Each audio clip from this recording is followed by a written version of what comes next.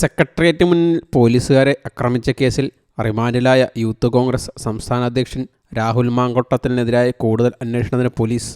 Secretariat സമരക്കേസിൽ arrest ചെയ്തതിന് പിന്നാലെ youth Congress തെരഞ്ഞെടുപ്പിൽ വ്യാജ ID കാർഡ് നിർമ്മിച്ച കേസിലും രാഹുലിനെതിരെ അന്വേഷണം കടുപ്പിക്കാൻ പോലീസ്. ഈ കേസ് ഉടൻ തന്നെ ക്രൈംബ്രാഞ്ചിന് കൈമാറിക്കൊണ്ടുള്ള ഉത്തരവ് ഉടൻ പുറത്തിറങ്ങും. ഇതിനിടയിൽ രാഹുൽ മാങ്കൂട്ടത്തിനുള്ള ജാമ്യ ഹർജി കോടതി ഇന്നും പരിഗണിക്കും. തിരുവനന്തപുരം ജില്ലാ കോടതിയിൽ ഇന്നലെ ഉച്ചയ്ക്കാണ് ജാമ്യാപേക്ഷ സമർപ്പിച്ചത്. മെഡിക്കൽ സർട്ടിഫിക്കറ്റ് അടക്കം ഹാജരാക്കിയിട്ടുണ്ട്.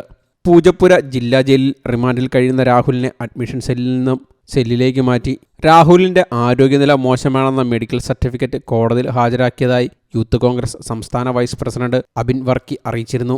മാർച്ചിനിടെ തലയിൽ അടിയേറ്റതിനെ തുടർന്ന് ചികിത്സ തേടിയ തിരുവനന്തപുരത്തെ സ്വകാര്യ ആശുപത്രിയിൽ നിന്നുള്ള മെഡിക്കൽ റിപ്പോർട്ടാണ് ഹാജരാക്കിയത്. ചികിത്സ തേടുമ്പോൾ രാഹുലിന് പക്ഷാഘാതത്തിന്റെ ലക്ഷണങ്ങൾ ഉണ്ടായിരുന്നുവെന്നും രോഗലക്ഷണങ്ങളിൽ നിന്നും 2 തവണ പക്ഷാഘാതം വന്നുപോയതായും സൂചനയെന്നും മെഡിക്കൽ റിപ്പോർട്ടിലുണ്ട്. രക്തം കട്ടപിടിക്കാതിരിക്കാനുള്ള മരുന്നും കഴിക്കുന്നുണ്ട്. ചികിത്സ തുടരുന്നത് സംബന്ധിച്ച് വിദഗ്ധോപദേശത്തിന് കാത്തിരിക്കുമ്പോഴാണ് പോലീസ് അറസ്റ്റ് ചെയ്തതെന്നും അബിൻ വർക്കി പറഞ്ഞു.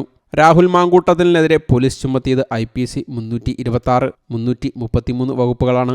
ഔദ്യോഗിക കൃത്യനിർവഹണത്തിനിടെ പോലീസിനെ ആക്രമിച്ച് ഗുരുതര പരിക്കേൽപ്പിച്ചു, മാരകായുധങ്ങൾ ഉപയോഗിച്ച് പരുക്കും എല്ലിന് ഒടിവും വരുത്തി എന്നീ കുറ്റങ്ങളാണ് ചുമത്തിയിട്ടുള്ളത്. 10 വർഷത്തിലേറെ തടവ് ലഭിക്കാവുന്നവയാണ്. ഇത്തരം കുറ്റം ചെയ്താൽ 41A നോട്ടീസ് ആവശ്യമില്ലെന്ന് 2019 സുപ്രീം കോടതി ഉത്തരവിട്ടിരുന്നു. എന്നാൽ 7 വർഷത്തിൽ താഴെ ശിക്ഷ ലഭിക്കാവുന്ന കുറ്റമാണെങ്കിൽ അറസ്റ്റ് വേണ്ടെന്നും 2022 സുപ്രീം കോടതി ഉത്തരവുണ്ട്. തന്നെ കന്റോൺമെന്റ് സ്റ്റേഷനിൽ എത്തിച്ച് ഏതോ പേപ്പറിൽ പോലീസ് ഒപ്പിട്ട് വാങ്ങിയെന്നാണ് രാഹുൽ കോടതിയിൽ പറഞ്ഞത്.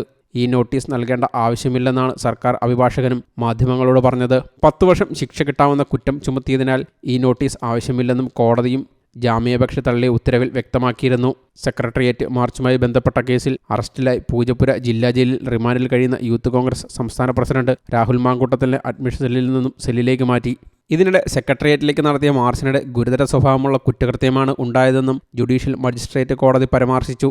കേസിലെ 4ാം പ്രതിയായ യൂത്ത് കോൺഗ്രസ് സംസ്ഥാന പ്രസിഡന്റ് രാഹുൽ മാങ്കൂട്ടത്തിൻ്റെ ജാമ്യാപേക്ഷ തള്ളിക്കൊണ്ടുള്ള ഉത്തരവിലാണ് ഈ പരാമർശമുള്ളത്. ഇതിനിടെ സെക്രട്ടേറിയറ്റിലേക്ക് നടത്തിയ മാർച്ചിനിടെ ഗുരുതര സ്വഭാവമുള്ള കുറ്റകൃത്യമാണ് ഉണ്ടായതെന്നും ജുഡീഷ്യൽ മജിസ്ട്രേറ്റ് കോടതി പരാമർശിച്ചു.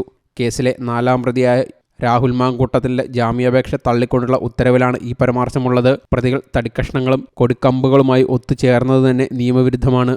രാഹുൽ ചികിത്സയിൽ കഴിഞ്ഞ സ്വകാര്യ ആശുപത്രിയിലെ മെഡിക്കൽ രേഖകൾ പരിശോധിച്ചപ്പോൾ ആശുപത്രിയുടെ വിവരങ്ങൾ തിരിച്ചറിയാൻ കഴിഞ്ഞിട്ടില്ല. ആശുപത്രിയുടെ പേരോ സീലോ ഡിസ്ചാർജ് രേഖകൾ വ്യക്തമല്ല. നിലവിൽ ആരോഗ്യസ്ഥിതി മെച്ചമാണെന്നാണ് സ്വകാര്യ ആശുപത്രിയിലെ രേഖകളിൽ ഉണ്ടായിരുന്നത്. എങ്കിലും ആരോഗ്യസ്ഥിതി സംബന്ധിച്ച പ്രതിഭാഗത്തിന്റെ ഭാഗത്തിന്റെ അടിസ്ഥാനത്തിലാണ് വിശദ മെഡിക്കൽ പരിശോധന നടത്തിയത്.